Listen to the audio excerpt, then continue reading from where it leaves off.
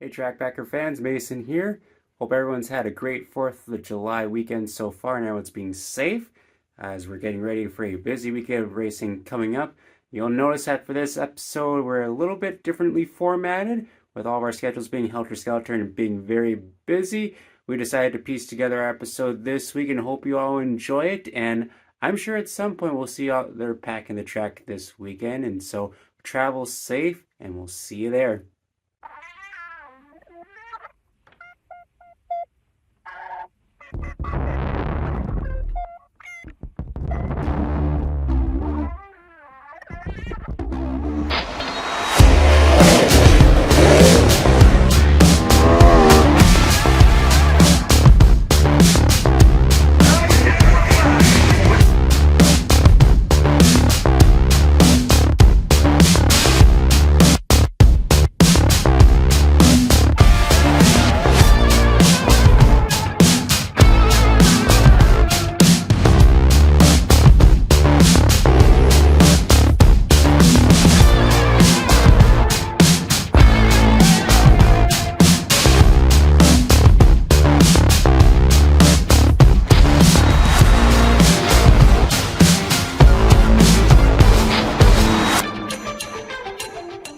Welcome back, everyone, to the Track Packers podcast for episode 16 of season 3. A little bit different look to the episode this week. We'll explain that in just a minute. As you can see, it's just two of us on the screen right now, myself, Mason, along with Mr. John Breckel, who actually missed the previous episode because it seems the I did. altitude got to him and his internet and his computer. So nice to see you back, John. How are you doing? Doing great, Mason. You were so correct. Last week was a struggle to try to get on the internet Wi-Fi at the hotel.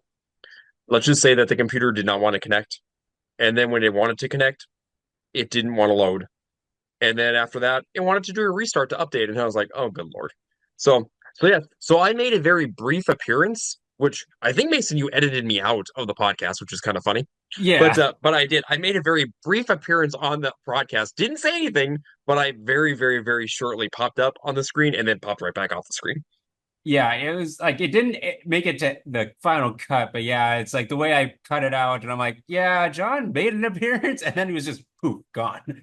Yeah, and it just gone. I mean, like literally just gone. So, so yeah, so yeah, completely gone. So you've already made more of an appearance on this episode than the previous one.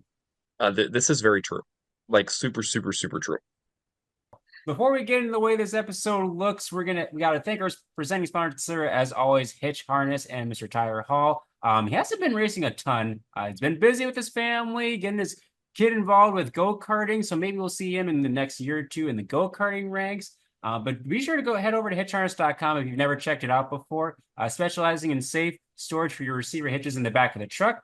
We're all about safety in racing, and it's important when you're traveling as well to have safety. So this is a great product. You can pick the style or color of your choosing on the website. And you can also check out all the various other products that they have, continually adding to the inventory, and be sure to get some swag as well. And so thank you, Tyler, for supporting us as always on the podcast. So, of course, with the two of us, there's not really an official lineup. We're just kind of going off the cuff here for the episode. But because the way the 4th of July works, Although I have to bring up a caution that oh, was not called from last episode. there is probably a couple of those instances. So, so last week I watched the rewind of the episode, and Miss is Becca Pelkey and Mr. Mason had brought up about Hank Berry. So Hank Berry has been to Dakota Speedway a few times this year, as we've rained out several shows as we can tell. But a question was brought up about Hank Berry being at the Ironman this year back at the beginning of the June timeframe. And or at the end of May, I should say, because we raced only one day. And with the Ironman, Hank was not there this year. Becca had confirmed that he was there. No, he was not at Ironman this year. He was there the week after on June 7th, but he was not there on May 31st when we hosted the Ironman this year as part of the Dakota Speedway special. So, Becca, if I would have been on the episode, you would have gotten a caution. Fair enough. I'm sure there's been many cautions that have been missed when John's not here. the officiating committee had to come back. Yeah, yeah, it's nice to have some good officiating here on the podcast. But with the way the schedule kind of works around the 4th of July, we're recording this on the 3rd of July, 4th of July being tomorrow. So happy 4th of July to everyone out there. I was at a racetrack on Tuesday in River Cities, and like with Mod Tour coming up, it's kind of like we're all sorts of kind of messed up on schedules. So we're kind of piecing our episode together. It may even look something like this over the next week or two with the way the race schedules play out. And so John and I are here to kind of break down what we took in. Hopefully, we're going to have Becca inserting some stuff along with Jessup, kind of give their takeaways and what their plans are for the upcoming week or two. And so I know I've been coming off a weekend where it's been kind of just trying to find places that are racing. Um, it's been very tough some days, especially with the way the forecasts Extremely are. tough. Like John and I were talking before we got on camera. It's like this whole 40 to 50% chance is just like, what the heck do you do with it? And it's every day. It's like every race day is at least a 40 to 60% chance of rain. And it's like, where do you go? Because it's not usually just kind of in one general area, it's kind of everywhere. So so you're kind of at a crapshoot. And Mason, we discovered this a couple weeks ago when you went, kind of following the Street Stock Tour, the Rebel Midwest Mod Tour. You guys had rain chances that whole entire weekend. And yeah, it looks like sometimes tracks will dodge the weather, and then sure enough, right before race time, and they get rained on. So yeah, so it's difficult to say the least for everybody. Yeah. I mean, like, for example, like last Friday, I was pretty well set on coming to Mandan, and like the forecast looked great Until it until it didn't. wasn't. Until it didn't. There was two versions of Rain Man on the premises, and apparently that was too much. Yeah. No, I would definitely agree, and especially that one version of Rain Man. I mean, he just brings the wet stuff all the time with him. Well, I'll bring this up when we get to our little track pack report because there was like a little weird instance during that night that I really want to see what your vantage point was on that. It Um, was weird. It was definitely weird, and I know what instance you're talking about, and we'll go through it in the recap. yeah, so let's actually get things started with the waving of the green flag. We'll still wave the green flag here. We may not have official cautions, although John will probably correct me at some point on something. But who are you repping? Okay, so it's Mod Tour week, right? The Mod Tour starts this upcoming Saturday over in Jamestown and goes on their 6-day touring series. Well, I'm repping one of the drivers that has kind of become a fan favorite on the tour. And he's always got nice apparel. I'm repping Shelby Williams. So this is his shirt from last year. So really nice front end of the shirt here. I'll turn around really quick too, so you guys can kind of see the back of it just a little bit too. It's got his car on from last year. So really, really, really nice design on the back of the shirt. So Shelby's got some very, very, very nice apparel. Um, Typically we see him kind of in that white and a little bit of purple and orange scheme. This year in the Mod Tour, we're not going to see that. We're going to see him in a completely different bright scheme that I personally like. I think it's a really good change up. And he's back to the hatchback car again for 2024 for the Mod Tour. So he's already picked up a win in that car already too. So yeah, so I'm excited to see him come back up and join us here for during the Mod Tour this upcoming week around the Dakotas and into Canada. And Shelby is a really nice guy too. You go to talk to him in the pits and super, super, super friendly guy. So yep. But yeah, repping his shirt, really nice apparel that he gets each and every year for racing season.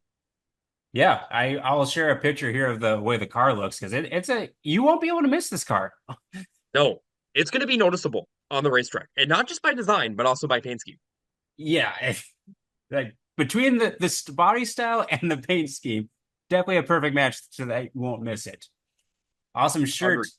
Agree. Becca also was repping a shirt for her version of the podcast. I'll insert that here as well. Of course, she's always repping Mod Tour stuff, and so she's got a special little shirt for the race fans to kind of see. And I don't know if she'll be wearing it during the week, but she'll be she's excited for the Mod Tour. Let's just put it that way.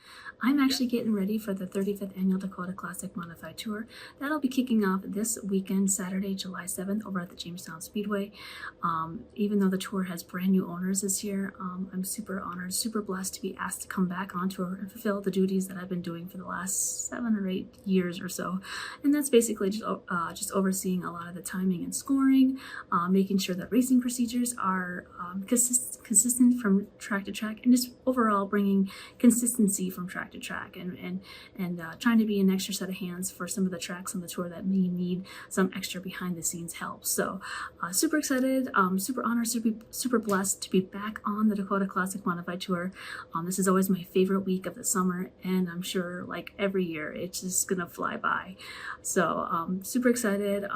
As we've been talking about for weeks here on the podcast, there's a lot of big names, both locally and nationally, coming on tour. And at no given point, whether it's heat races, B mains, or features, there's going to be a lot of talent on the track, and it's going to provide some great racing all night long. So super excited for what that entails.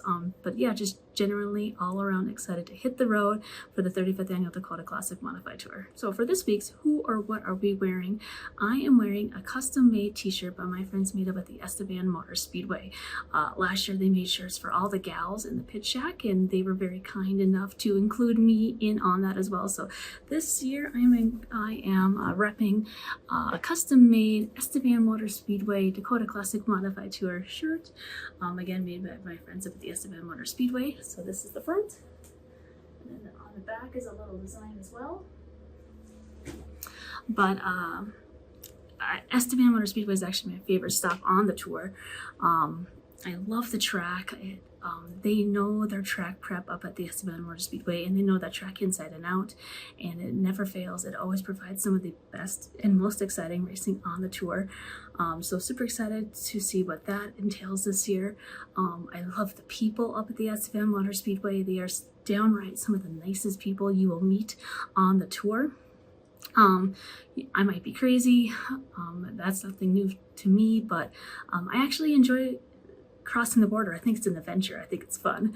And so I always look forward to crossing the border and getting back to the US. Again, it's just weird, but I enjoy it. I think it just provides an extra layer of excitement along the tour. Yeah, it'll be she's been on my tour now for several years. She'll be helping out again with all the live scoring a little bit. She'll be doing lineups, passing points, making sure all that. So she worked with each one of the kind of tracks and also the personnel that are at those tracks with all the volunteers to make sure that kind of everything runs smooth for the points, and also making sure that all the lineups are correct, passing points come through correct, lineups are officiated correctly for how many go to the feature from each one of the heat races and passing points, and then as well to make sure that the B mains are lined up correctly, and then the points are calculated correctly with pace. So Becca does a really good job on that. She's super good at it. She's done it for several years. She's helped us at Dakota Speedway for many years doing it. Jamestown, she's helped out doing it as well. So she's a valuable asset for sure to the tour to make sure that everything runs correctly from the scoring side. Yeah, and then Jessup, I guess, is the chauffeur for the week. I don't know, like sometimes it's kind of like a whatever job they have for him, that's kind of what he ends up doing. He's kind of a roaming, I wouldn't call him like because he's not really a track reporter, right, per se, but he's kind of the roaming track guide, maybe, if that's the right word for it, to where if they need him in a spot, he'll do that role. If they need him to get some extra things throughout the night, he'll do that role. If he just needs to chauffeur Becca around, he'll do that role.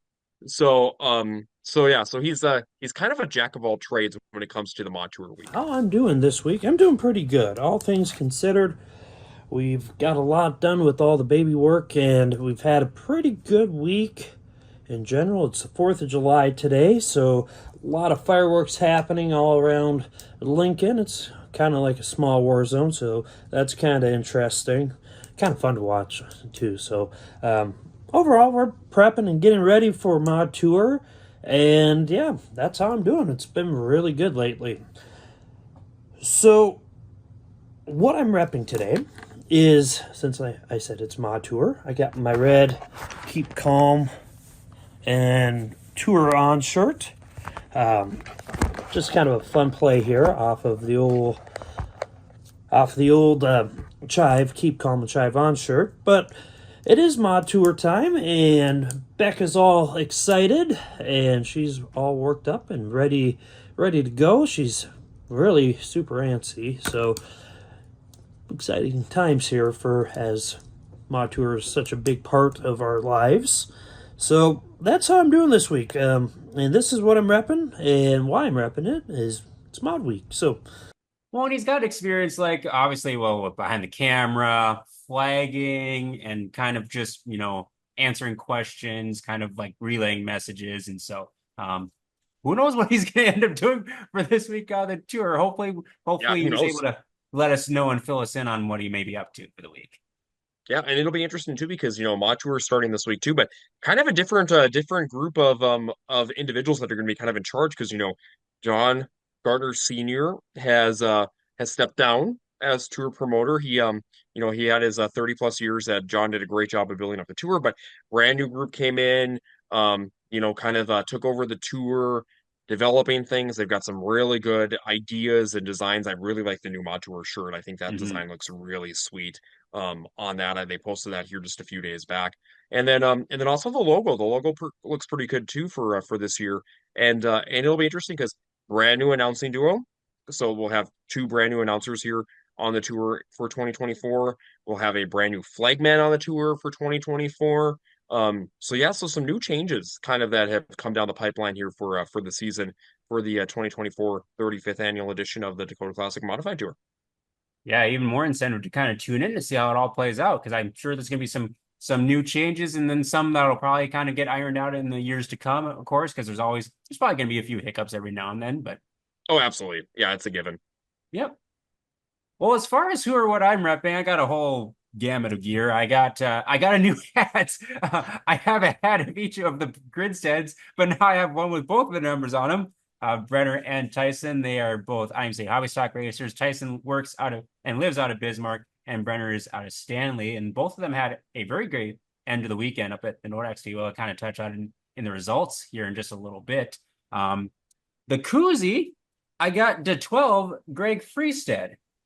Now, this is his scheme from his Wasota mod, and I was going to look to verify what year this was, not realizing that he just got a new Facebook profile, so I can't verify, but hopefully John knows the year on this car.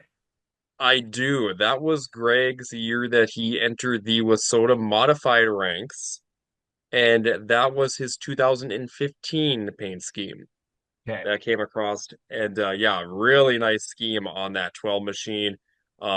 Yeah, he jumped into the Wasota modified class and was very competitive right away when he jumped up from his Wasota Midwest modified into that Wasota modified.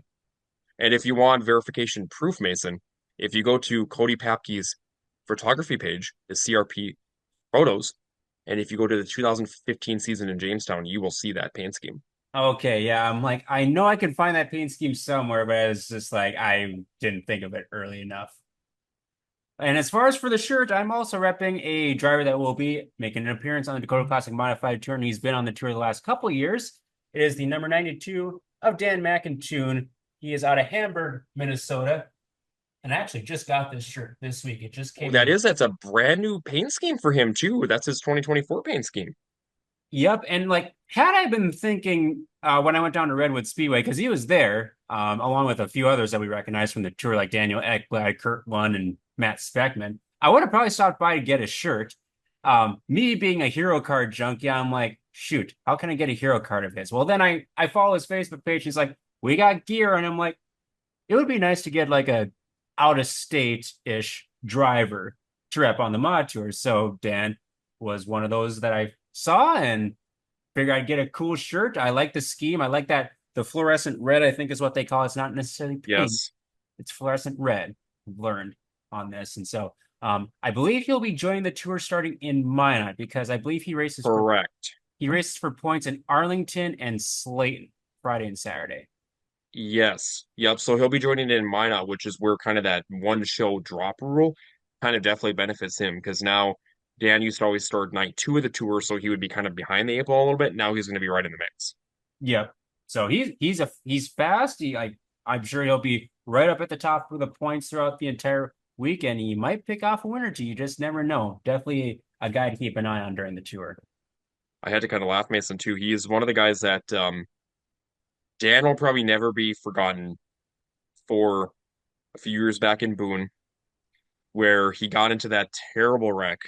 They had so much rain that whole week in Boone, and he was in a I think it was actually was it a last chance race or was it one of his heat races? I think it was a last chance race. I don't remember exactly. And I don't remember off the top of my head either. It was one of the two. But he got a little bit of contact and slid through the infield, but the infield was just a swamp and ended up sliding through the mud and right into the light pole. The light pole stood, the lights actually came down, and his car was destroyed. I mean, it kind of wrapped itself around that light pole. And they actually made shirts. That's actually a shirt that I would actually like to get my hands on one of these days. I doubt there's anything probably left with it, but that shirt would be actually a fun one to have as part of just a memorabilia from Dan back in that day. Well, and it's fitting because this week I think I saw the High Limits posted a picture of a sprint car and it was Brendan Mullen when he ended up on the pole at River Cities. And he's like, Yes. well, it made an appearance again. I really should have made shirts. It's like, well, Dan McIntyre made shirts and he probably made a killing on them. Well, I would say, yeah, especially with all that publicity that thing got. I mean, that got however many shares across the board on social media platforms, and it was a huge hit back in the day. Yeah, so I still don't think it's too late, Brendan. You could still probably make some shirts and be like, This hey, is true, and people would buy them. I'm sure there's quite a few people that would. Well, that's who we are repping for episode 16. We will still do a hot sauce hot memory rewind. Give a shout out to our good friend Issac Hot Sauce Sondrol, who is also going on tour for the Dakota Classic Modified Tour. Had a pretty good weekend, I would say. I'm sure he would like his heat race back from Minot. Oh yes, I remember like we had a chance to talk to him for a few seconds in the pits afterwards. I'm like, hey, good run. He's just like, yeah, if I didn't suck in the heat race, we would have been a whole lot better because he moved through the field pretty well in the feature up in he Minot. did. Yeah, So he did. the Sondrol Snack Shack is getting all set to go on tour. So that means you need to stop by the Sondrol pit area, check out what goodies they have. They have some really good stuff, both regular food and desserts. Lana does a great job cooking, and Isaac and his crew are some of the nicest people to talk to in the pit. So definitely stop by, say hi, tell him that you are supporting him, and thank him for the support of the Trackers Packers podcast as well. So John and I each have some pictures to go through for our hot sauce, hot memory rewind. Do you want to go first? You want me to go first, John? How about we take team and we'll go back and forth. So you start. Okay. The first one I got. Do you want any hints before I reveal it? You can just reveal it. I'm good. Okay. Here is your first one. Oh, the 199 machine. Ooh, well, I recognize that number. Okay, now I need a hint. Okay. This driver, I don't believe he races currently right now. He is from the Rugby area, if I remember correctly. Rugby area.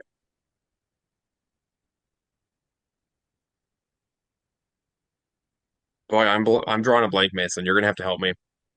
Okay. I don't know if I can come up with another good hint. Should I just tell you? Yeah, you can just tell me. It's Joel Rademacher. Okay, yep. That name is definitely ringing a bell. He actually came down to Dacotah Speedway at some points throughout his career. Yep, and this is from 2006. Nice. Very nice looking car. Okay, so here's my first one for you. I'm maybe going to start a little bit on the easy side, maybe. So we'll see. Yeah. I want to say that's Dustin Erickson. You are correct. Now, what year? I want to say like 2004. Oh, you are really close. This is from 2005. Okay. I remember his Back with his hobby 2007 stock team very days. vividly. So, Yep. So 2005 was his hobby stock. So, yep, there's my first one. okay. Second one, man, I feel like these might be a little challenging, but maybe not.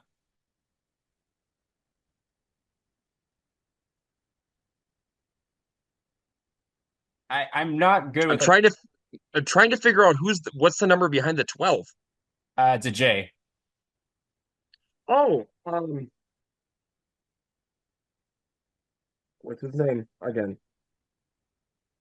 It's either Jared or Jamal. Or am I You're off? on the right track. Um, Um, gosh, they were brothers. And what was their last name? oh, let's see. I don't know if I can give you a hint on the name. You pretty much got it though. Yeah, I know who they are. I've seen them both race. Actually, one of the brothers almost won the Gov Cup one That'd year. be Jamal Um, Wold that almost won the Gov Cup. Wold. There we go. Wold. Yes. This So I is was gonna go Ward, and I was like, Ward is not right. this is Jarrett Wold, So okay, also from 2006. okay. So next one for you. This one's gonna be an interesting one. Do you remember That is Kevin Lawson. what year, Mason? I think it was 1998. You are correct. I remember that car because I think I don't know if Kevin still lives in the same house, but like we'd always go to Perkins after church Uh-huh. every Saturday, and the route we'd take would always go past their house, and you'd always see that car sitting out on the driveway. Nice. So that car was actually kind of a staple back in your childhood days. It sure That's pretty was. cool. All right, number three. This was one of my favorite paint schemes growing up. What's the number? 61. Does this driver still race? I don't believe so. I feel like I see his name pop up every once in a while, but I'm just full time. No, no, I'm just Oh, gonna say no. oh, okay. Yeah, I'm gonna look to you for this one because I'm not I'm not sure. I don't remember that car at all back in the day. Oh man, I stumped John. It is Josh Dukeshire I recognize that name though a little bit. from 2001. So yeah, so that name I definitely recognize. Yep, he is from So the Minot area. so that definitely makes more sense from that stuff. So I've actually got a couple more here for you. Right? Let's see, what is the next one? Let's go with this one. Ron Hill. Yes. And what year, Mason? I think that's also 98. It is. It is a 98. It is also the 98 time frame. Well, now I feel bad because I feel like I picked really challenging ones. I picked ones that maybe you would even know from like even a numbers perspective or a scheme perspective or some of that stuff too. And yeah, you picked the Minot guys that I was just not aware of back right during that period of time. Well, I can't make it too easy for the knowledge rain man. Okay, well, do you have four? Because I have four. I can come up with one more if you show the other one. Okay, so here's my last one.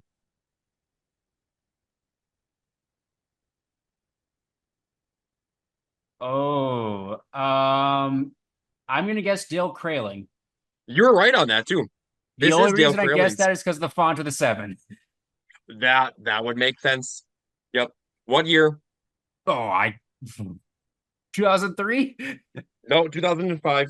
Okay, I'm like I have no idea on that one. So yeah, no, that was actually one of my favorite paint schemes from Dale. Dale had some really nice paint schemes back in the day, but that one So was very nice. it's so funny because sometimes you can just tell like a driver's scheme The number, just because from the way the number looks or the font. for sure. All right, I got it. Where did my like recent ones go? Half the problem with these is sometimes they all have the names on them, and it's like okay, that kind of defeats the purpose. Okay, this one's really easy. This one's really easy. Well, what's the number? I can't even see it.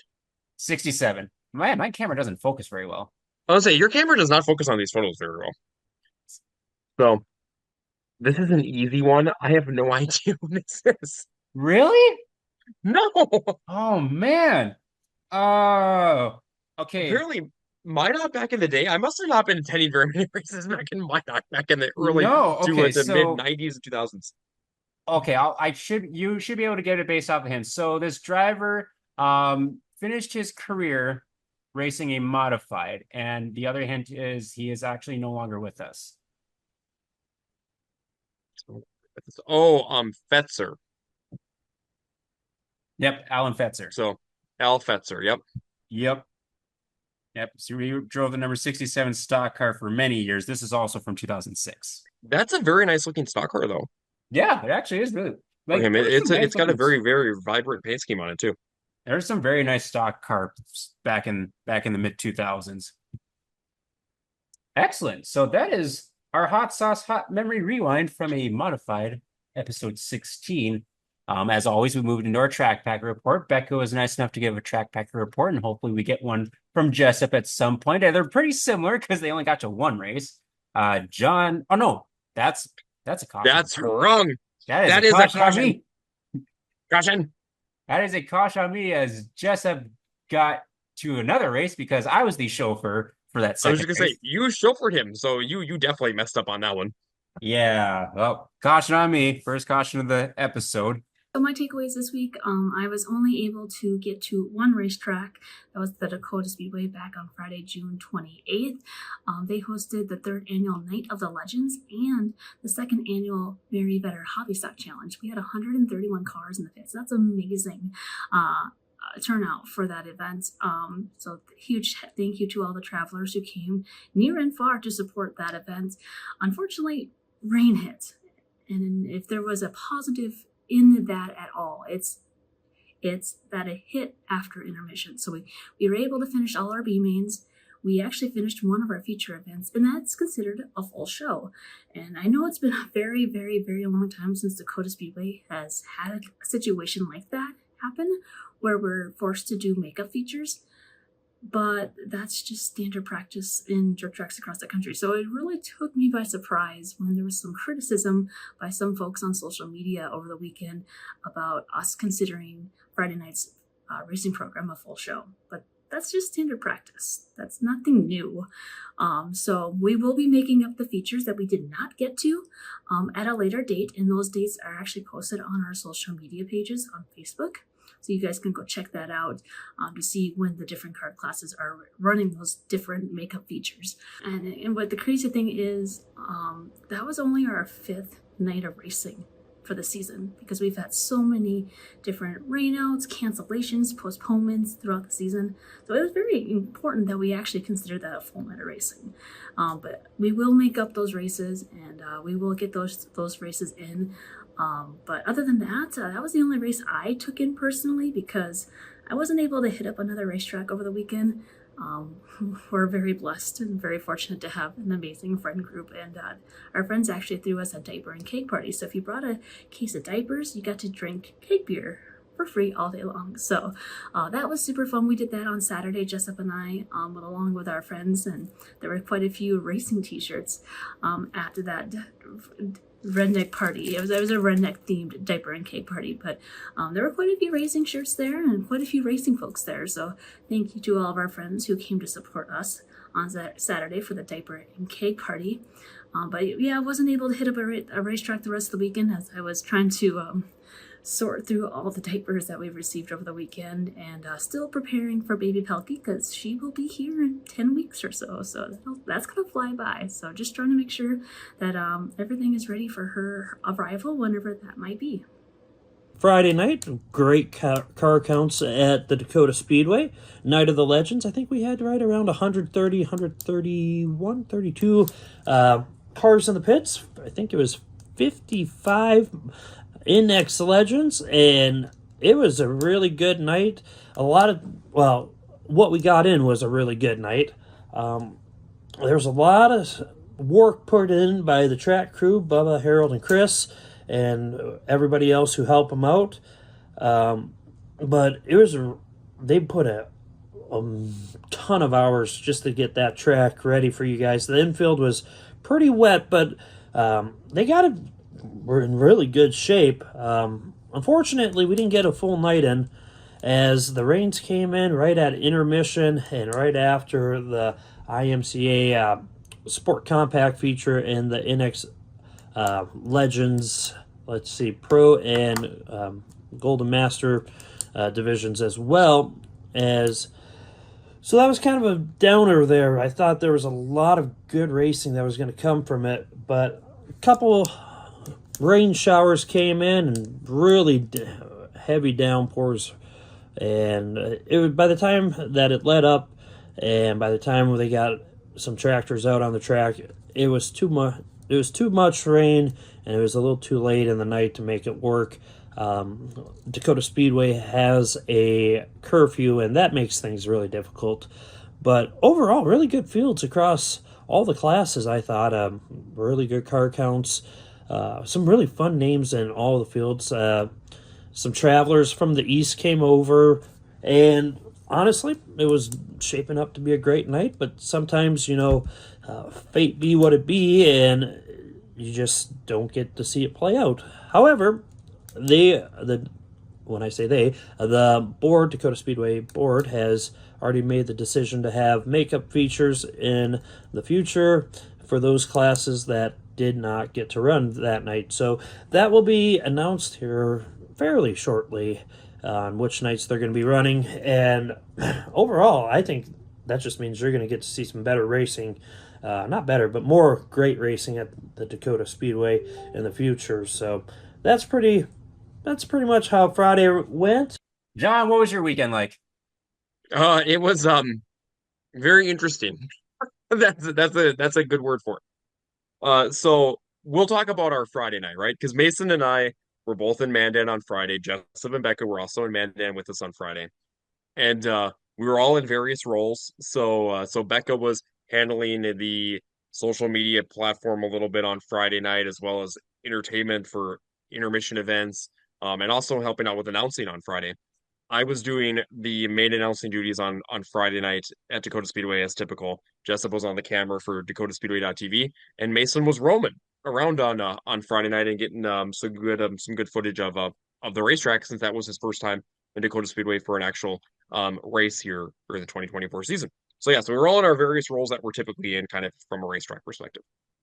Uh, Yeah. but And I but was no, roaming everywhere except the main infield because that was still pretty wet. Yeah, the main infield was definitely kind of swampy. So we had received quite a bit of rain, kind of as everybody has, kind of across the state, but definitely on kind of that Thursday time frame before race day on Friday, we had received rain. The pits dried out. However, the infield was pretty sloppy, so there were still some guys that pitted in the infield, but not very many by any means. Most everybody was parked in the upper pit area and also the overflow pit area. Track wise was very entertaining actually on Friday night. I found the track super entertaining. It was a little bit tacked up more than normal from a Mandan perspective. So the track itself had some moisture in it, and it provided some very entertaining heat races, especially I'm gonna go to the Legends because the Legends were doing the Night of the Legends, and some of those heat races were entertaining, plus large field of cars in all the divisions. So we had total wise was 55 Legends in attendance on Friday, and they were split into their various divisions. So we had 33 legends from the Pro and Masters division. And then on the other side of it, when you looked at the other side, we had actually, Mason, I don't think that, no, that's right. We had 32 on the Pro and Master side of it. And then did we have 23? I'll say if it We had, was 55, it'd be 32 and 23, which but for sounds right. some reason those numbers don't sound right to me. So let me verify here really quick. I'll say we're fact checking the fact checker. This is unusual. Yeah, no, Yeah, you're right. for some reason those numbers just don't sound right, but I was right. Yep. Okay. 32 and 23. Okay, so 32 and 23 is what we ended up having for the division. So the Young Lions and Semi Pros were put together as part of the 23 drivers, and then the 32 drivers and the Pro and Masters divisions were put together. And yeah, the heat races were entertaining in those divisions because they lumped them together. They made them really big heat race fields. So say for instance, like the Young Lions and Semi Pros, we had 23 cars. They split them into two heats, and the same thing for the 32 cars that we had from the other side of it. They split them into three heats. So definitely passing points were in play. So it was in the name of the game to pass cars, and especially in your semi pros and young Lions, there was a lot of passing that happened in the heat races. So guys that started deep in the field that ended up in the front. So a lot of passing points came into play for those heats. But no, a lot of moving and shaking in the heat races. And then the stock car heat races were to me probably the most entertaining of the night because a lot of the stock car guys were kind of coming off the front straightaway. And as soon as you got off the front straightaway, they would hang the tire up, and that part was really entertaining to watch because a lot of guys were going for it, and it was a very entertaining track for the heat races for your stock cars. Um, Unfortunately though, Mason, let's talk about your stock car heat races. So, what happened during the first stock car heat race? So where I was at, I was underneath the Schaefer's. Is it still the Schaefer's oil tower? Yep. So that's just off of turn one, and you could see, like it was starting to rain on the grandstand side, and I was kind of like underneath, so I wasn't getting wet at all. And then the stock car heat races were still going on, but still got dust flying, and it's just like it looks like it's raining pretty significantly on the grandstand side. I didn't really see any of the fans kind of like putting coats on or going for cover, but there it didn't seem like there was anything on the track, and I'm like, is it really that spotty on the showers? It was really weird too because so we were in the tower, right, watching and announcing the race, and the drops were hitting the window, but not really heavily hitting the window. But you could tell that there was like, I don't know if somebody pulled out an umbrella potentially that I saw, but I was like, it must really be kind of coming down out there. But like you said, the track didn't look like it was getting wet at all. No. So it was weird. They were definitely spotty. Um, but yeah, so that's what ended up happening during the heat races for the stock cars, kind of a prelude into what was going to happen later in the night. Because what happened is that we held our Sport Compact feature event, and we had a total of 131 cars in attendance on Friday. So really large field of cars.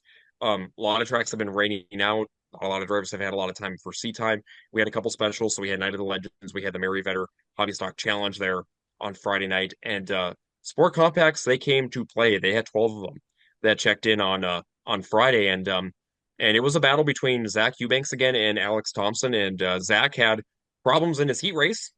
He was actually leading the heat race and under caution broke the left front in the car and right before we were going to go green. So goes into turn three and just stops and the left front goes right up. So yeah, so his it definitely broke. And he had to get it repaired, start tail end, and ended up winning the feature event. And Alex was right there by a half a car behind him at the line when they crossed for the finish. So kind of back to back weeks that we've raced that we have seen that between those two drivers. But Zach won. We ran the Legends Conti race for your Pro and Masters division. And then we did track prep and got a monsoon. Was it really a monsoon though?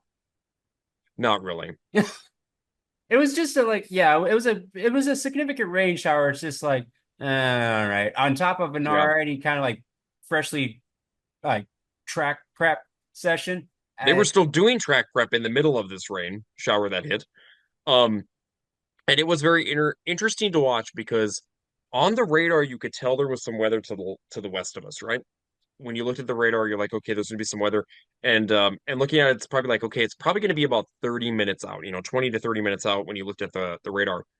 So got back up to the tower because I was out of the tower during intermission, got back up to the tower and did some stuff. And our tower view up there, you can see kind of in the horizon pretty evenly, kind of across to the west for sure. Not so much to the east, but for the west, you can really see. And and I looked out and I was like, boy, the trees that are over there right past kind of where Jeremy Keller's shop is, the back of it, I'm like, yeah, that's rain that's just basically just right off the horizon. And you looked again and it started getting a little bit closer. And Becca got back up there and she's like, Jessup's not up here yet. I think he was still down. I don't know if he was getting food or if he had to use the facilities, but he was like, all of a sudden I see him sprint back up the grandstand and we're like, we need to get the camera in the tower like now. And sure enough, not even basically like 15 seconds by the time he came back up there, it started raining and it started raining pretty good. The wind came up, it was a heavy shower that came through. And then it lasted what, Mason? Maybe right around 10 minutes, probably yeah, total about is what 10 it minutes. rained. Yeah. Probably around 10 minutes is when it rained. They had pulled the equipment out. They were going to do some track prep on it. The board of directors were meeting and decided that we were going to go probably past curfew and also with anything else because it was already around 9:30 when it started raining. And then by the time it ended, track prep equipment got out there right around 10 o'clock and it was already pretty late. The other factor of why they decided to postpone the night too was we actually had more weather on the way. Yeah. So by the time we got canceled and cars started trying to get out of the pit area, we got out of the tower, what, Mason, probably right around 10:30 time frame, somewhere in that range. Yep. And it had started raining about maybe 5 to 10 minutes before that again. So by that time frame, we already would have had more moisture that would have been hitting the track, and it would have been raining. Besides that, I've actually would have been pretty excited to see feature events on kind of the facility because track was pretty tacked up. Something we haven't, kind of been privy to probably from Dacotah Speedway for, many, many years is they've got one of the probably surfaces that is most dry, slick, and smooth probably in the country on that piece of it, but we don't really ever see it tacked.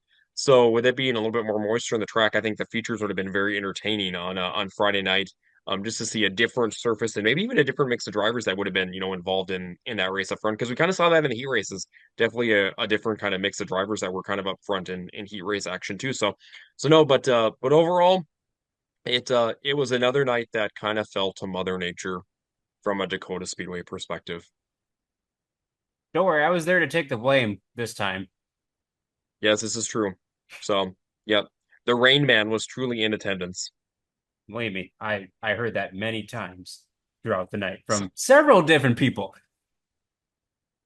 Yeah, so that was a frustrating. It wasn't as frustrating as my trip to Ogilvy where I didn't get to see any racing. At least I got to see some racing and see a lot of the people for the first time this year. So yeah, that This was is true. Friday night. I was actually going to start my racing weekend on Thursday somewhere. Uh, Mother Nature kind of make decisions easier on that because I was actually, I don't know if I told you this, I was actually considering on going over to Wishick on Thursday just because I want to try to hit every track in North Dakota. And I'm like, Huh? gosh, I don't know when I'm going to hit Wishick next. I should try to get over there when I can. Well, they made the call just as I was leaving work. I'm like, okay. Well, then, like KRA and Wilmer was canceled. There's also World of Outlaws taking place at I-94, obviously closer. And I'm like, well, I'm already kind of planning to go to the World of Outlaws in Norman County, and I only need my fix once. Yep. And so I think around 5:15, 5:30, which I was like, okay, I probably should start leaving closer to 6. They actually made the call that they were going to cancel the show because there was some rain and weather in the area. So I'm like, well, that's an easy decision. I get to stay home for a night. So I kind of just relaxed and kind of got ready for the weekend. But Friday got off to a little bit of a soggy start, unfortunately. Very true. You got to see racing action on Saturday. I did not go anywhere Saturday. I had planned on potentially hitting up the Norman County Raceway for the World of Outlaws show.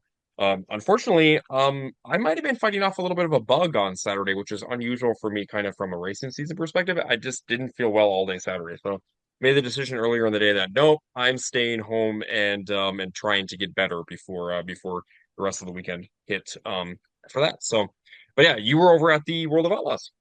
Yeah, for very first time for the World of Outlaws at Norman County Raceway. Of course, if you haven't been to the Norman County Raceway, it's in Ada, Minnesota, a pretty small town and very old grandstands, very like unique facility. They've been doing a lot of improvements this year in preparation for this race, and even added some temporary seating for this event. So they had temporary bleachers along the north side of the grandstands towards the turn 4 section. Added a whole bunch of temporary bleachers off the back stretch and even kind of made a bigger staging area because you typically that's where like the haulers park, but they kind of like open that up so that way like they could have the outlaws and cars kind of stage in that area, and they had, like I said, temporary seating across the back stretch and also in the infield. So there was plenty of places to kind of view and take the race in, and so I was mainly in the pits for the first half of the night, and then for the features I was in the infield. Definitely a very good crowd. The stands were packed on the front stretch. Great mix of fans in the infield and in the pit bleachers. I recognize several people from around the state and around the region coming to take in the race, and several people from Jamestown, several people from the Fergus Falls, Alexandria area, just kind of roaming the pits. It's like, oh, hey, everyone's kind of here to kind of take in the show. So it was a really, really cool atmosphere. And so obviously with the Outlaws coming in, they brought a great field of cars. I believe it was 29, 29 late models that showed up Yep. on that. So a good mix of the regular Outlaws and some of our local drivers as well. And then the stock IMCA stock cars for the support class where they were racing for $800. And so with the World of Outlaws, they kind of have a set order of events, but that can kind of change at any time. So I think the initial plan was to run the Outlaws first and then the stock cars, and then they switched the order like basically right after the last chance showdown. So stock cars got to kick the feature racing action off, which the track was in very good condition, very fast, very tacky. I would say that's one of the best tracks they've had all year. I mean, the track's been pretty good from my vantage point, but definitely very racy. And stock cars started off with a really great race. Calvin Kesselberg had won the dash, and so he's the hometown favorite at Ada. So obviously had a lot of people cheering for him.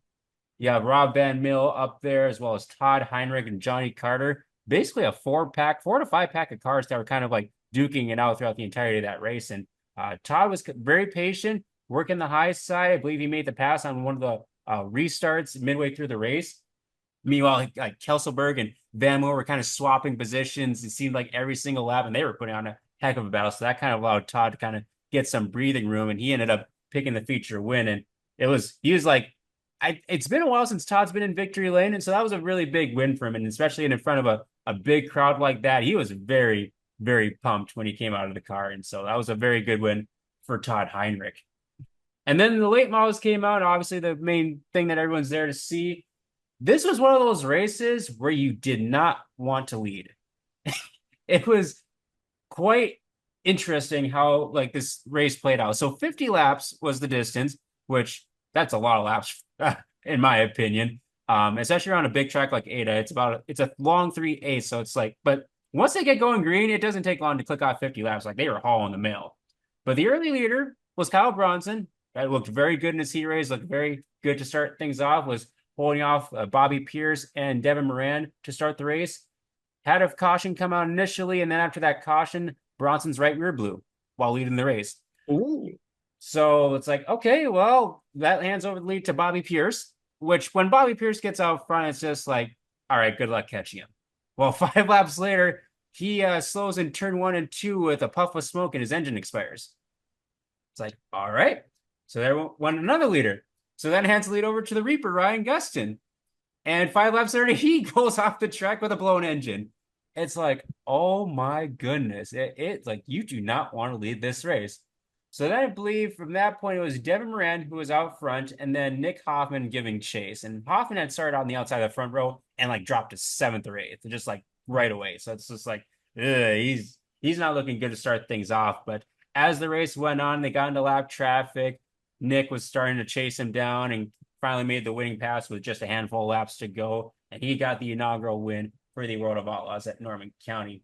Devin Moran ended up 2nd, Brandon Shepard in 3rd. Brian Shirley was probably one of the fastest cars on the track at the end. He ended up 4th, and Cade Diller was 5th.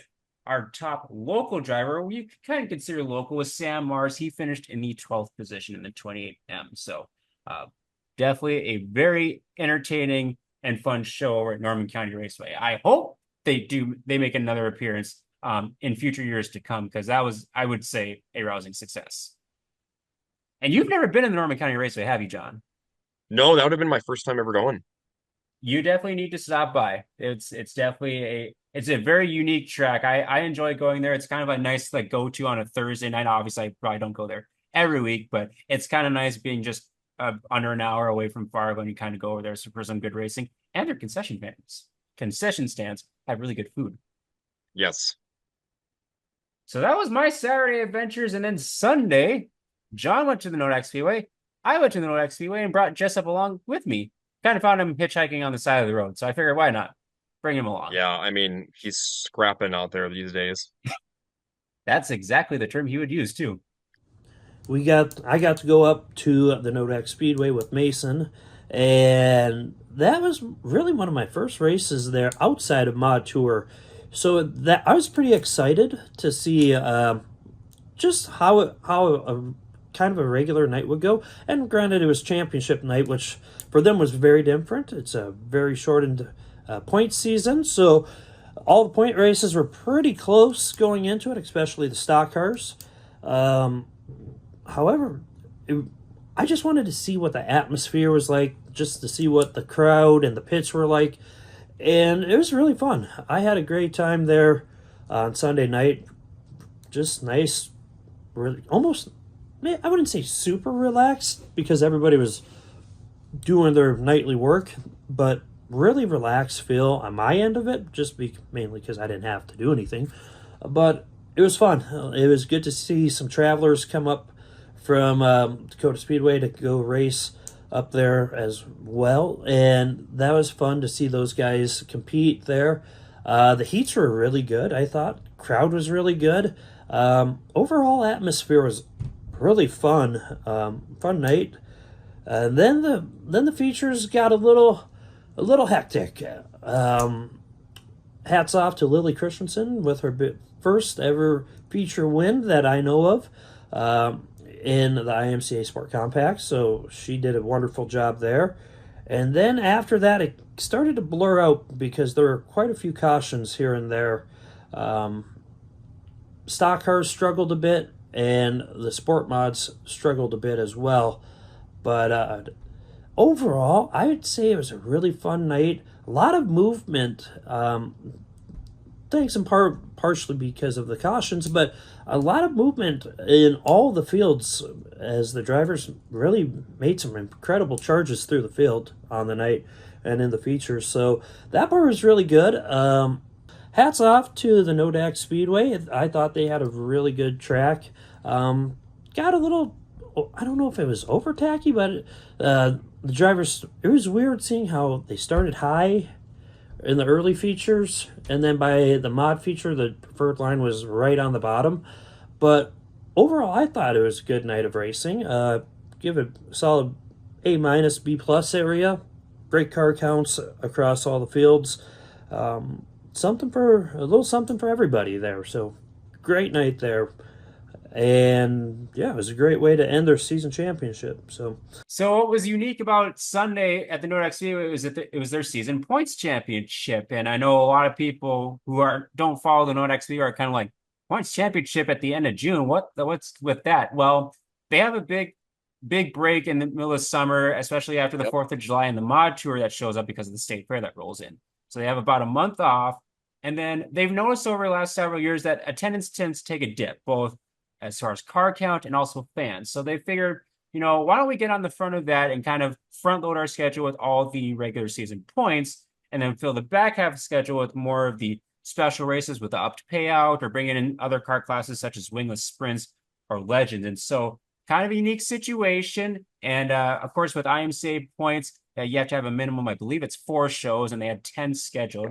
And they've been one of the fortunate ones. They've had, with this weekend included, I believe 9 total race nights in. So they've definitely got their share of points races in. They had several close points battles heading to the night, specifically in the hobby stocks and the stock cars. And John, what were your takeaways before we get into the results? So the takeaways I had was a couple things. Track was in really great shape throughout the whole entire night. So the Nodak crew did a great job keeping that track with moisture in it and multiple grooves and smooth. It was very smooth from a facility perspective. A lot of hard driving throughout the night. Saw that too. I think it's just because the points championship night, you kind of see that as, August ramps up most of the time when you're at a normal track that the points championship towards the end of August, from our perspective up here, you do see the racing action start picking up as the season goes on. But no, the thing I think that I basically took away the most from even maybe on Sunday was definitely turns 1 and 2 were probably the most, noticeable area on the track from maybe on Sunday. Was definitely the problem turn. By any means, but no, it was a very entertaining Sunday. Pretty cool concept for Nodak to go through and end their season at the end of, the June timeframe with season points. So they're not done. They have a lot of specials upcoming here throughout the July timeframe before the state fair hits, and then August and September they've got quite a few on the schedule too, which will be kind of neat to see all the big shows that they've got upcoming and some big money out there too with some of those shows. So but no, besides that, yeah, it was a fun night in Minot. Really efficiently ran show.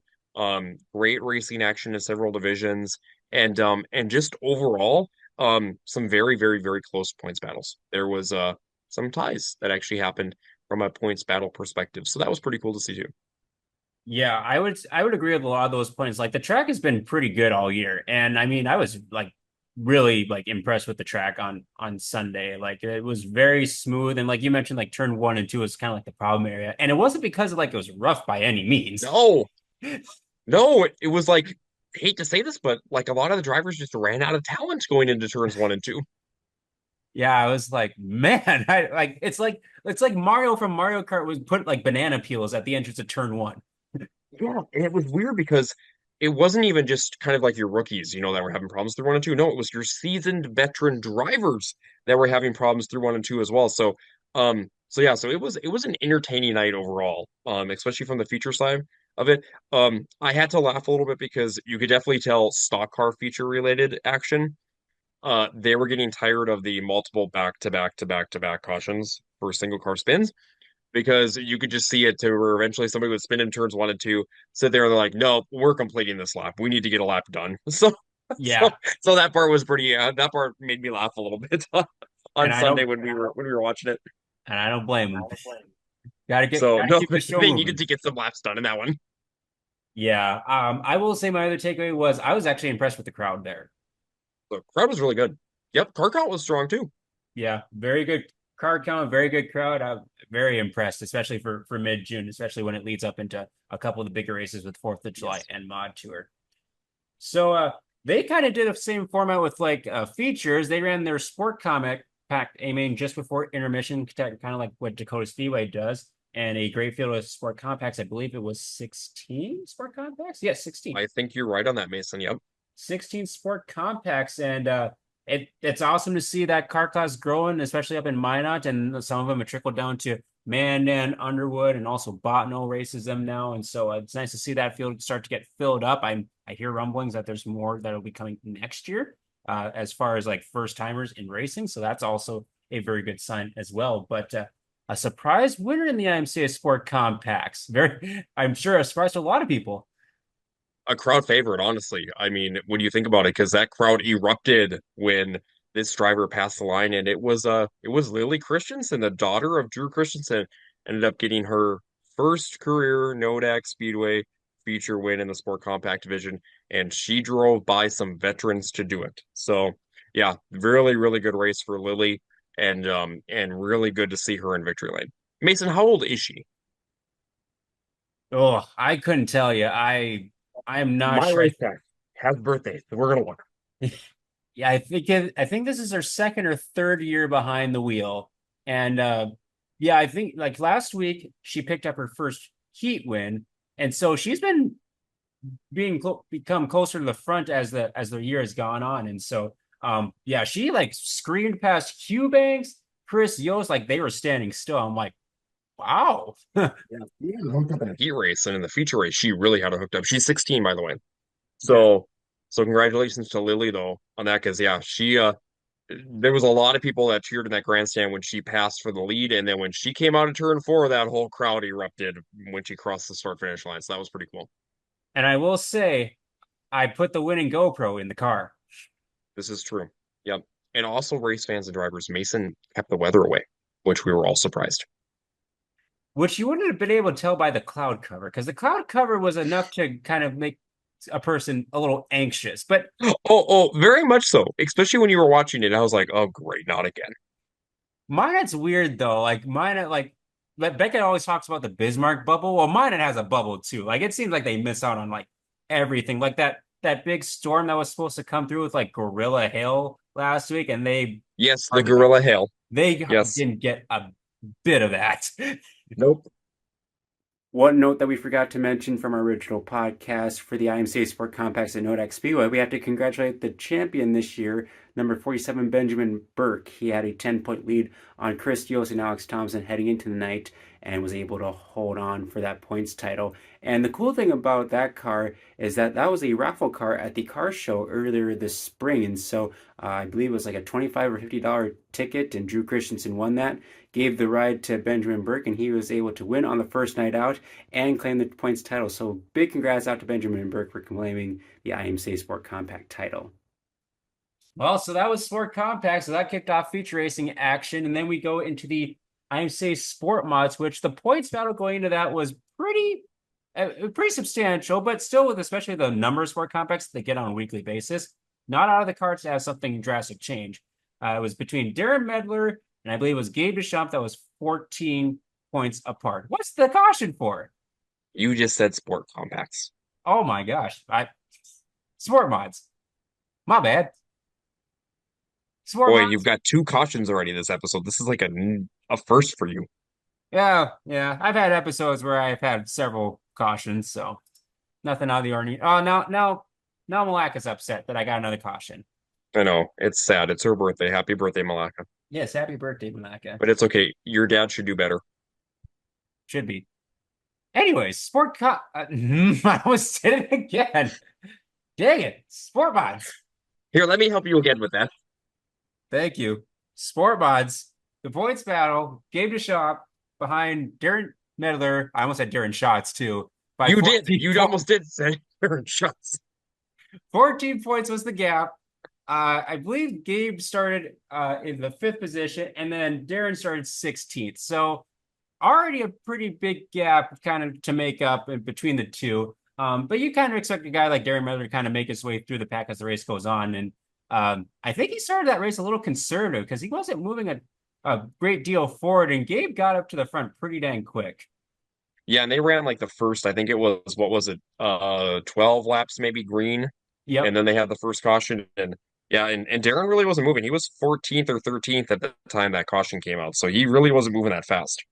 Yeah, and so it's like you're like obviously knowing that you have a big point gap, you kind of want to race a little bit on the conservative side to get that points title, but also you're kind of in the eye of the storm too. Like a lot can happen, and as we found out, there were several cautions from that first caution on, and so plenty of opportunities for things to go sideways for Darren Miller, but he managed to escape through all the chaos and the carnage. Gabe Deschamps did end up getting the win. Had a really good battle with Christopher Zenz for a good chunk of that race. Christopher was holding his own for a while up in front. Darren ended up finishing 8th, which was enough to claim the points title for the sport mods. Darren Schatz ended up getting past Zenz for 2nd.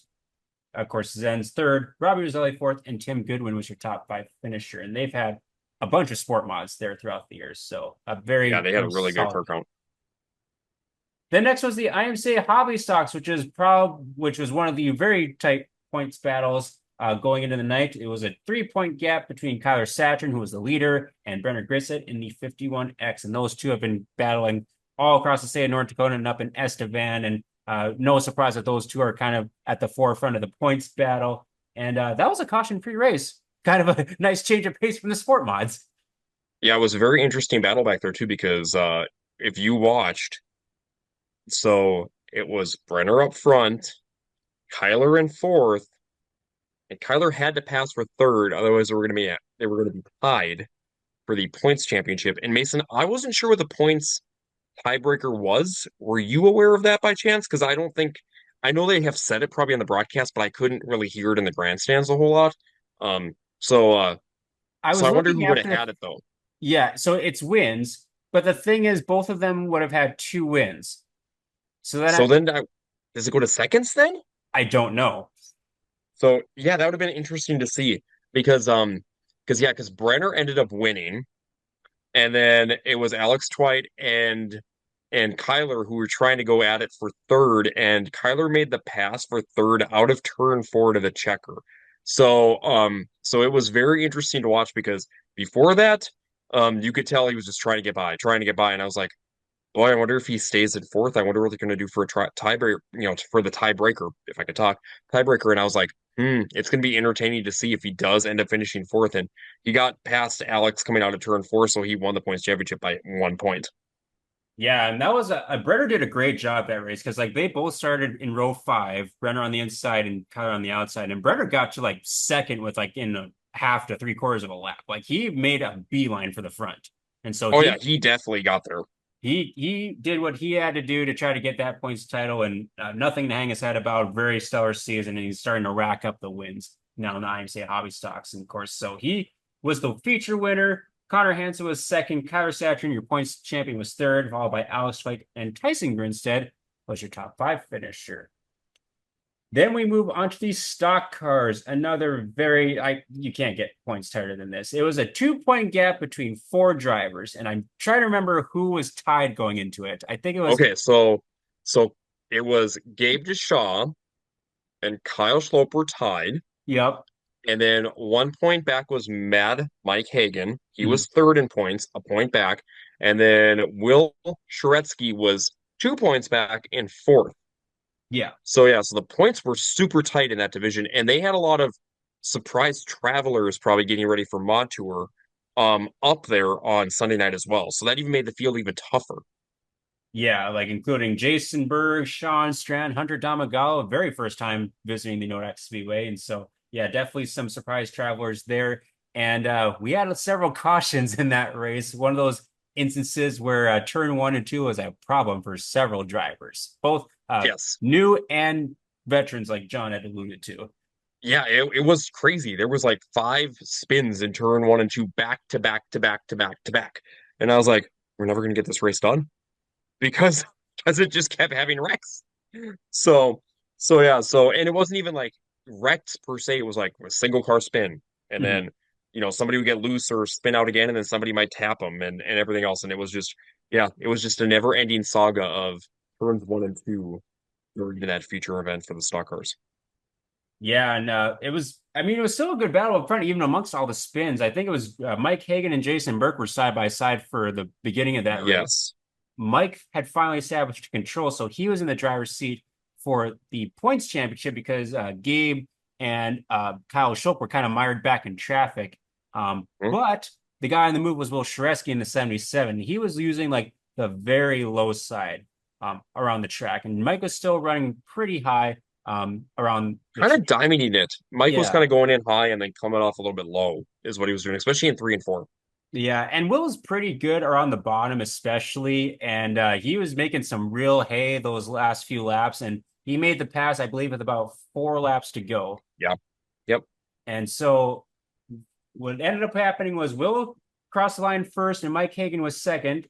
Gabe was fourth, and then Kyle was sixth. And so it ended up being Mike and Will Tresky tied for points. And so with the tiebreaker going to wins, that was Will's second win, and Mike had one. And Yep. so, Mike won opening night back in Minot. yep. And so that would mean that Will Tresky was your points title champion for the IMCA stock cars. And they both came down to victory lane and had very, very classy interviews and had a great race to finish it out. And that's what you want as race fans, to have the top points contenders battling out for the win and the title in the same fold. Oh, absolutely. Yeah, no, absolutely. It would be nice to see now for Will. I hope he sees a little bit of the mod tour. I'd love to see him a little bit on the mod tour just to see him against some of that top competition because he is one of the best stock car drivers out there in the state of North Dakota right now in that 77 machine on a max. Absolutely. Yeah, so great run for those two. Jason Berg, another good run in third. Sean, like we said, in fourth, and Sean Strand ended up in fifth, even after spinning out early or in the event. And then the modifieds capped off the night for championship night. That points title was well decided as long as this 11th machine of Steve Pfeiffer took the green flag for the night. So he had a very substantial point lead over the 73 of Chris the Crowbar Tukshire. So basically, it was a battle for the future win. And a guy that I don't know if we've seen out at all this year, Isaiah Not a ton. Isaiah Yeah. Guys in the 21Z made an appearance at the Nodak Speedway and was in very, very much in control for that race. Yeah, no, he led a majority of it and looked really good. He was up front for a while and pulling off the charging cars behind him, and it was kind of interesting to watch because I was definitely watching the battle between Justin Medler, Marcus Tomlinson, and then Travis Hagen because Hagen started deeper in the field and he was trying to work his way through the field and he was definitely using a different line around Nodak than we're used to seeing because usually Travis is like right on the rim. He really likes to run the high side of Nodak. And the high side was there, but it wasn't a lot faster than the bottom. The bottom actually was a little bit better. And so Travis would kind of go into the bottom and kind of almost like slide up all the way out of the turns and drive it in a lot harder. And that's where he started making his hay towards the end of the feature event when he started catching Isaiah. And yeah, but Isaiah had a great run. I mean, a super, super good run for him. He looked really good in that 21 machine. And yeah, he has not been out too much this year at all. So it was nice to see him back in the car and back in the States.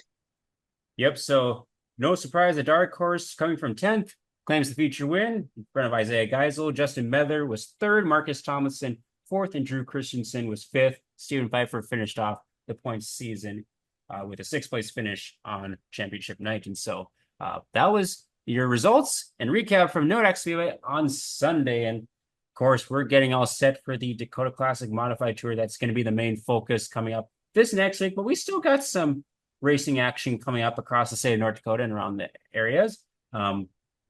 We'll see if I can get maybe a little snippet from Mr. Dakota Dirt himself on the upcoming race schedule, but potentially.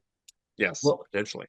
I'll do a quick little recap or a little dive into what we got upcoming next. And so this will come out after the 4th, but tentatively planning, Jamestown Speedway and the Nodak Speedway are planning to race on the 4th. And so hopefully those programs are able to go off and with a good fireworks celebration for both places. The 5th of July is the Tony Niffen Memorial at the McLean County Speedway. And so that's going to be a big show. You're going to see a lot of travelers, hopefully for the IMCA stock cars. It's $2,500 to win and a very, very good purse. So we hope to see a lot of drivers come out for that event.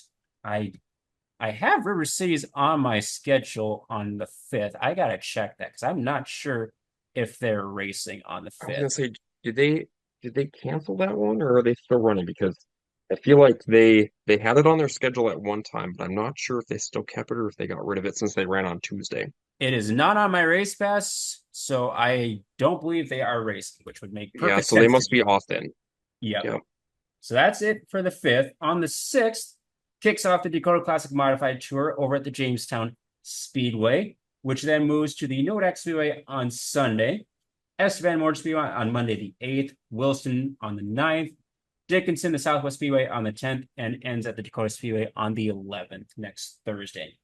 The other track that is racing in North Dakota on the 6th is the Southwest Speedway, which they have wingless sprints on tap. They have the stock cars and modifieds off, obviously, for the Dakota Classic Modified Tour. And it looks like I think the Thunder Mountain Speedway is also racing on that Saturday as well.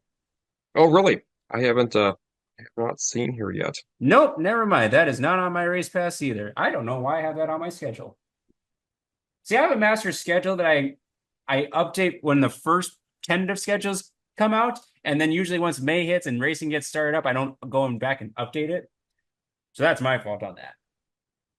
But that's what it looks like for the next week across the state of North Dakota. If you look ahead a little bit further on the 11th and 12th, the Tri-County Fair is taking place down in Issac, which is also going to be headlined by the Mama Better Hobby Stock Challenge. Very good payout. I believe it's $400 to win each night. Might have to double check on that. But there's a $1,000 to win points fund for the winner.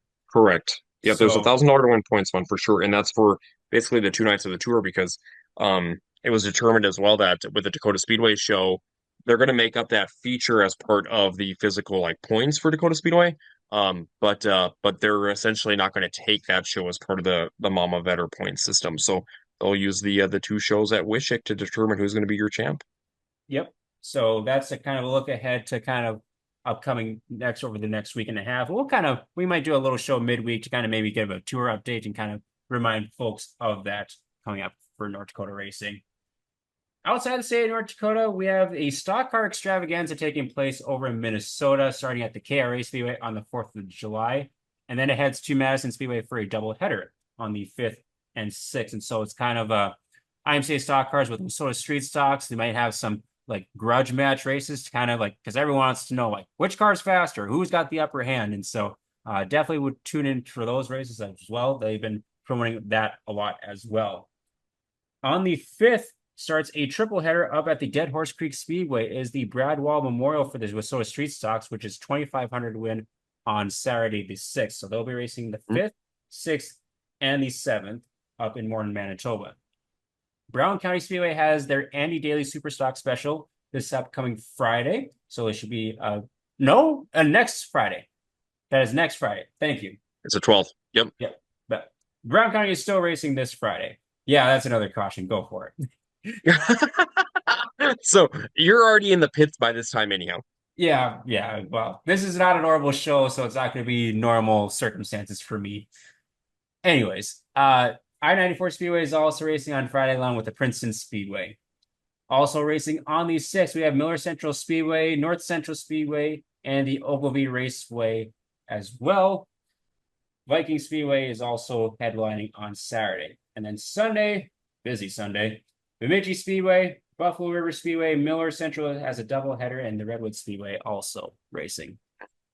So that's your look at the racing upcoming around the area. A lot of big racing, as you all well know, especially around North Dakota. So we will display our white flag and give it a shout out for wins of the week. And thank you, Brody Carlsrud in the B1 IMCA stock car, who will be on tour this year once again. And he will be over at the McLean County Speedway to kick off the week. So definitely a good opportunity if you never met Brody. Very nice guy to talk to. Very excited for the tour. He always looks forward to this week throughout the summer, and he's been traveling a little bit more the last couple of years, and be exciting to see how he does on tour, especially now that he's got a good little run of momentum, minus this last Saturday in Norman County. I wish he probably wishes he would have that one back or kind of redo some stuff, but he's got a podcast, The Real Deal with B1. Check it out. Give him some support over there. And thank you, Brody, for your support of the Track Packers podcast. My first win of the week goes to a driver that I actually gave a win of the week to last week, and that was Lily Christensen. Last week, she won her very first heat race in the IMCA Sport Compact Division. This week, she one-upped herself and won her very first feature event up at the Nodak Speedway. She did it in impressive fashion as well, holding off one of the best and fastest drivers in the state, and that was Chris Yost. So she ended up crossing the finish line first, and the crowd went wild, as they should, because she is a first-time winner up at the Nodak Speedway. It was a big deal, and a lot of people were super excited for Lily, myself included. So congratulations to Lily Christensen for picking up her very first IMCA Sport Compact feature victory. Second win of the week goes to Zach Eubanks. Zach broke in his heat race while he was leading the race. So kudos to all the drivers who took evasive action to miss him as he just came to a complete stop out of corners 3 and 4, coming to a restart. Not a whole lot of time to work on that car, but they thrashed and were able to get the car ready for the feature. He started dead last in the feature and quickly drove through the field and took the lead by lap 4, but had to survive some mid-race, late-race cautions and restarts and held off Alex Thompson. It was a really close finish, but held off Alex Thompson at the line to go back-to-back victories at the Dacotah Speedway. This was his 4th victory of the season overall, but incredible feat by Zach Eubanks, who broke early, overcame that, and still went on to win the feature event at the Dacotah Speedway. My third and final victory of the week goes to Caden Roberts. He actually picked up the victory up at the Williston Basin Speedway during their fair races. It was a $1,000 race to win, which made it a Fast Shafts All-Race Invitational Qualifier. So he'll be representing the Williston Basin Speedway down at Super Nationals. But it was also a really exciting finish as well, as he had to hold off a very fast Dalton Fleury for the victory. And it was quite an emotional victory, not only for him, but for family and friends, because he dedicated the win to Jordan Binstock. So there were tears shed in victory lane by many, as it was a very touching and meaningful victory. But congratulations to Caden Roberts for picking up the victory up at the Williston Basin Speedway, and he'll be representing the Williston Basin Speedway down at Super Nationals. So congratulations.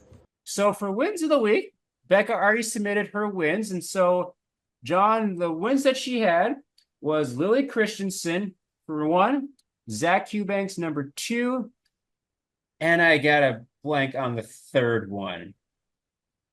We'll see. If you mention it, I'll let you know. I'll go around and do different ones, so we'll be fine anyhow. So here's my wins of the week. First one of the week has to go to Todd Heinrich and his IMCA stock car. Nice to see Todd back in victory lane. That is a new car for him this year too. So nice to see Todd out there doing really well, because his old car went to the Carter camp. So I believe that's the car that Todd Carter has been running in the stock car division for this season. So nice to see Todd Heinrich back in victory lane, though. Very successful driver in your stock car division and your previous Wissota Super Stock division back in the day. The second win of the week, I'm going over to the east side of Wissota, and I am going to give it to Shane Sabraski.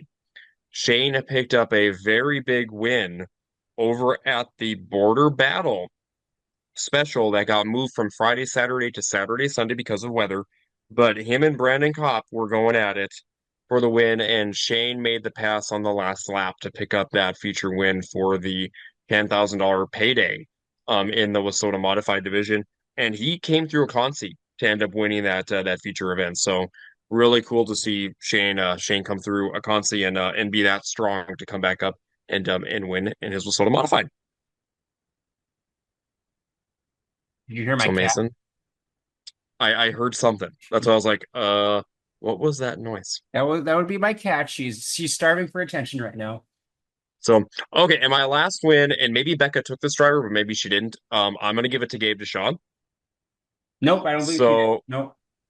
okay, Gabe Deshaw picked up a big feature win up in Minot on this past Sunday because Mason, that was win 30 for him in his racing career, and he has won some very big events considering that Gabe is only, I think, what is he? Is he in his second year of college, if I'm not mistaken? I believe so, yeah. Yep. So Gabe is still not even 21 years old. I think he's 20 years old as we speak right now. And Gabe has already got 30 plus wins in the matter of, I think, just the last 3 years in his racing career, and got a lot of wins last year in his IMCA Sport Mod. Won a huge special in his IMCA Stock Car. He picked up the Stock Car Stampede title last year in his Stock Car, so that's a huge win for him in the IMCA Stock Car division over in Jamestown. And yeah, to pick up 30 wins already, that's a pretty cool deal for him at a very young age. So I got four, maybe some different ones here.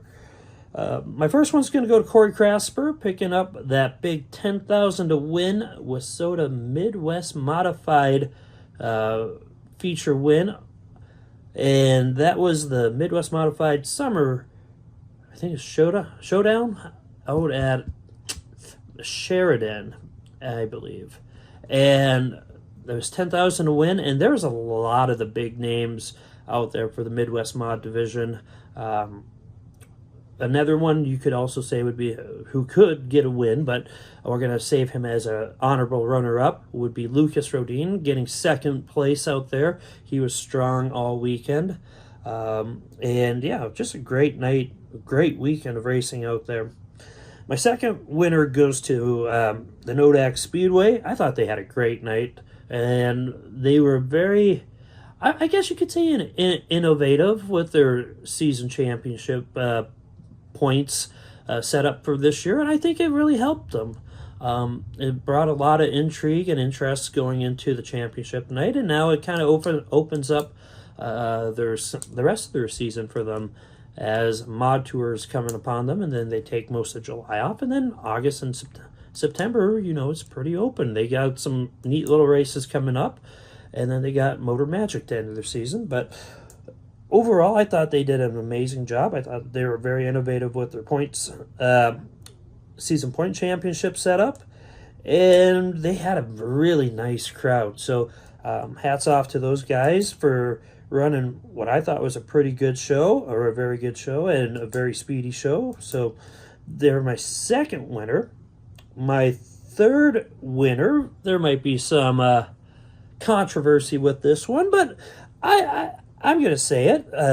Mark Dobmeyer's pit crew and everybody who helped him all get a win of the week for me. Tuesday night, they had the NOSA makeup sprint feature, so they had twin features that night. And at the beginning of the second feature, after doing some track prep, Mark flipped under kind of like a hot lap session just to get them going, and he flipped before the race even started, and his crew somehow made it work where they got him back out onto the track, and he was able to race the feature, and he got a huge roar from the crowd to make it back on the track after having so much damage, and that was a really cool deal. A little controversial in some people's eyes. I can see why. They may have had a little extra time to get the car back together, but overall, I thought that was a really impressive job by the pit crew and everybody there. So Mark Dobmeyer's pit crew and those who helped him get my third win. And my final win of the week is going to be the XR late model races over at my neck of the woods. And Barry Braun and his crew, I think it's a win because tracks like Proctor have never had the big super late models there. And I've always wanted to go there and see a big late model race like that, and I thought Barry's crew did a great job of getting it out and running, and completed too. They had weather all week, the prior week, and going into the nights there was some sketchy weather in the area, and they got it in, and they had the late model feature started by 9:30. I think Barry's always preached the speed of the show even before it was a major concern to tracks and promoters. He's always preached about how speed of the show, time of the show is kind of a big deal, especially with today's current generation. So to see the big guns and the big late models, not saying the late models aren't big, but or notable drivers across the nation. I'm saying like the ones that are Racin and Lucas or the World of Outlaws. I thought that was super cool that they got to race at my old home track, and tip of the hat to everybody who got it going and just getting it in with those weather conditions that were nearby. And that goes for also Dacotah Speedway now. They got another, I think it was it Sunday? No, it was Monday, Tuesday, and Wednesday. Last night was Ogilvy. They had a really good car count there too, but XR did a great job, I thought. Good on them. They're throwing a lot of money up for these races, and I think it's working for them. I hope it's working for them because I love super late model racing. And yeah, tip of the hat to those guys. So we won't overlap. So I got 3 more wins to add to it. The first one I'm going to give it to is Brooklyn Tomlinson. She races the number 17 IMCA Sport Compact. Her dad, Stan, we all know is a very seasoned racer, races currently the Sport Mods. And I was talking to him before the races in Mandan, and he's like, just trying to get Brooklyn some seat time, and we're just having had trouble like finishing races, just kind of like getting caught up in other people's messes and just want to get some good runs to get that good seat time. Well, this weekend, got some really good seat time.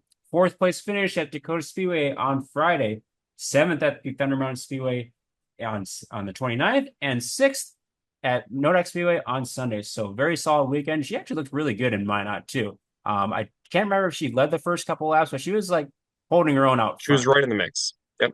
Yeah, so she had a really good weekend. So hopefully that's just a springboard for better runs and continued success going forward. My second win of the week goes to the Eisenschenks, Layla and Amelia. They've been kind of on a good streak as of late. Layla's been racing the 410 lately. She had a 4th place finish over at the Casino Speedway. I just watched that race today. Looked really good. It was battling with Jade Hastings and Jacobsma, I believe is how you pronounce his name. She looked really good in that 15 sprint car, and she also finished top 10 at River City Speedway this past Tuesday. So a very good run for Layla. And Amelia had a very good run on Tuesday at River Cities and late model, finishing in the top 5 and 4th. And so looked really, really good. I believe it also won her heat race that on Tuesday night too. So very strong run for both of the Eisenschenks. And then my third win of the week, we're going out east to Alexandria and giving a shout out to Avery Anderson in the number 51 with Soda Modified, who got his first career feature win on Saturday. When I was there a couple weeks ago, he led several laps, and the Cowboy Travis Sauer got around Tim halfway through the race. This time he was out front and had to hold off the likes of Sauer once again, Brady Gertis, Dusty Benson, which is not easy to do, especially at Alexandria. And so big win. He was super pumped out in Victory Lane. His family does a lot for the Viking Speedway over there, the Andersons.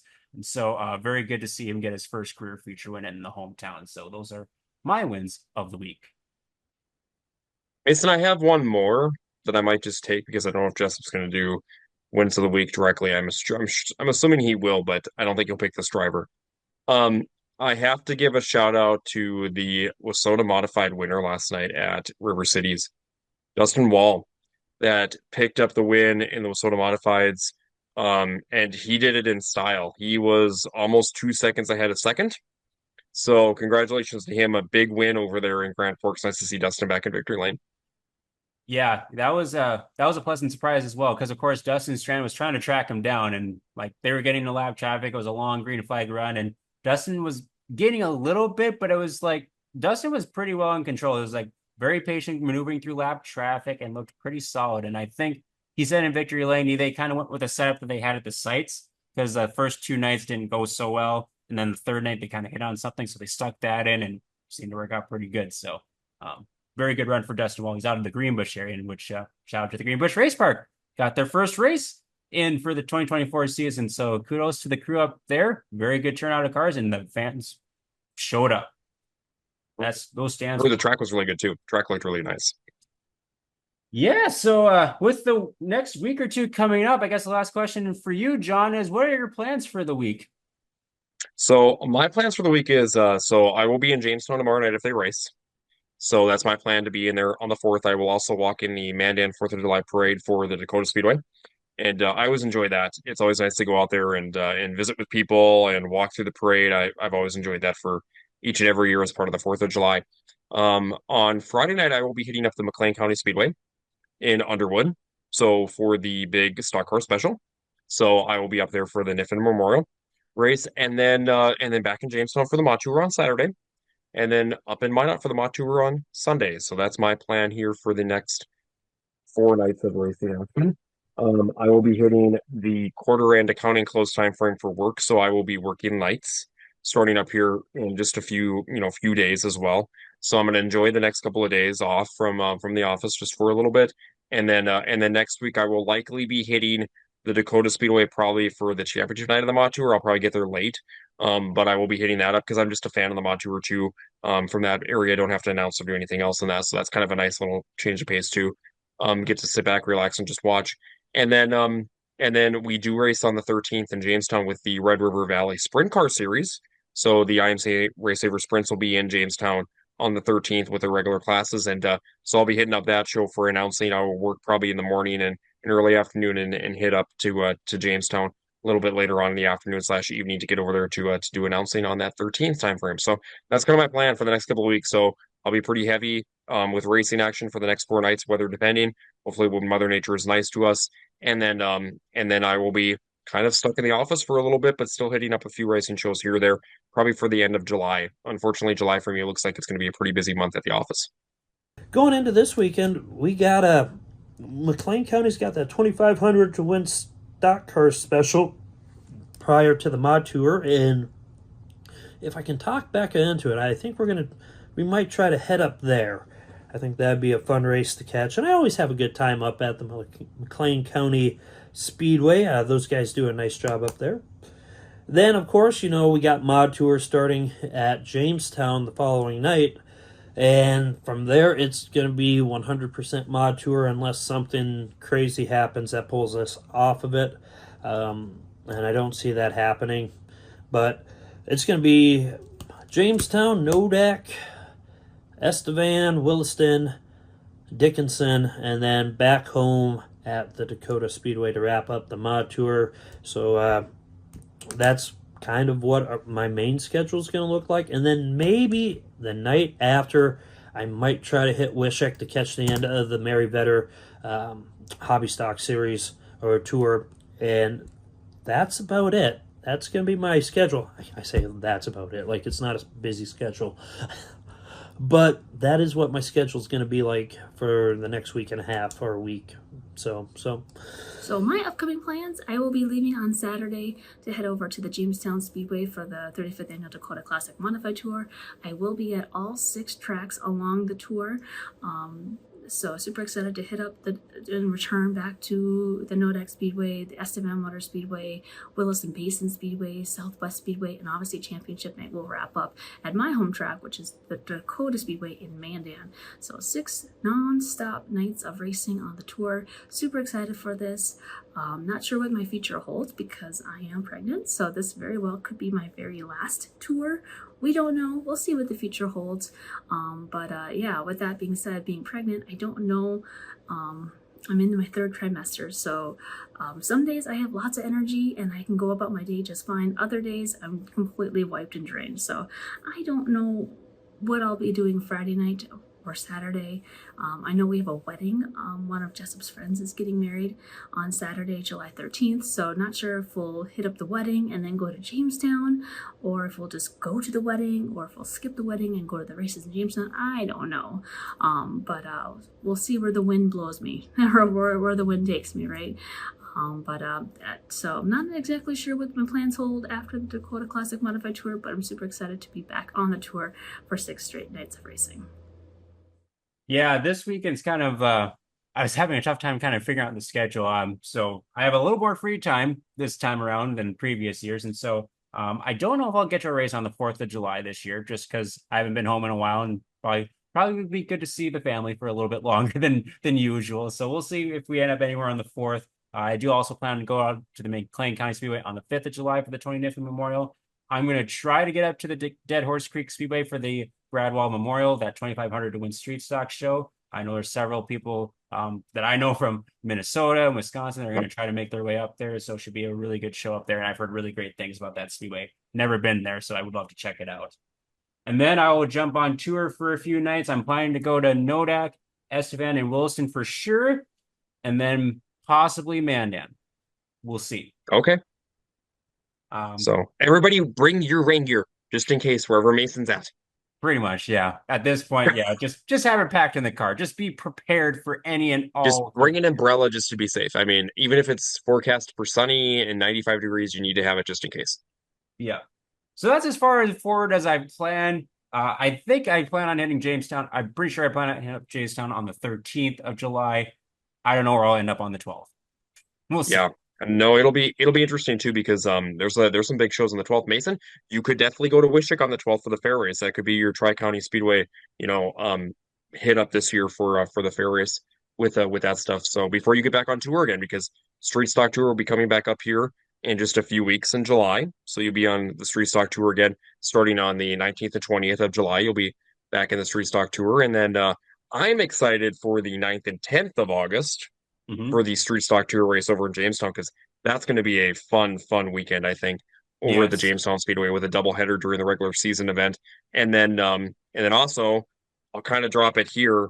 Hint, there's another class that's going to be featured on that Saturday night over in Jamestown that I think a lot of fans are going to be super excited about as well as part of the Street Stock Tour with a class that we typically see at the Stock Car Stampede. But they have not run a regular, basically kind of special during the regular season for a few years now over in Jamestown, and they will be back on that Saturday night. So excellent. I will leave it at that until the announcement gets posted on Facebook. There you go. You get a little sneak peek at what's to come. So thank you for all those that have bared with us through a different looking episode. We hope you enjoy it as always, as that'll do it for episode 16 for season 3 of the Track Packers podcast. As always, be sure to like, share, and follow. We definitely appreciate the support. If you have any questions or comments, be sure to let us know. We'll gladly include in future episodes. Be sure to follow us on Spotify, Google, and Apple, and give us a 5-star review. And thank you to our sponsors, Hitch Harness, Issac Hot Sauce, Sondrol, and Brody Carlsrud, the real deal with B1. Mod Tour is here. We're going to be busy out the racetrack. So if you see us, wave us down, and we will see you out there packing the track.